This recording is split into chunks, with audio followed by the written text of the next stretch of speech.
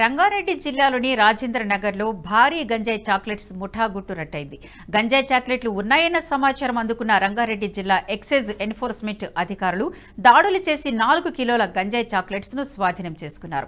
Kokapet Ramky construction company వద్ద సోదాలు చేసిన ఎక్సైజ్ అధికారులు ఓ గదిలో నిల్వ ఉంచిన వివిధ కంపెనీలకు చెందిన గంజాయి చాక్లెట్స్ ను గుర్తించారు.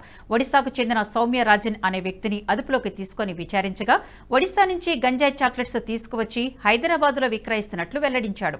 ఇప్పటివరకు ఇంజనీరింగ్ విద్యార్థులు, సాఫ్ట్వేర్ ఉద్యోగులతో పాటు రోజువారీ కూలీలకు ఈ గంజాయి చాక్లెట్స్ ను సౌమ్యరాజన్ విక్రయించినట్లు తెలిపారు. ఈ గంజాయి చాక్లెట్స్ దందాను ఎంతకాలం నుంచి చేస్తున్నారు, ఎవరెవరికి విక్రయించారు అనే దానిపై అధికారులు దర్యాప్తు చేస్తున్నారు.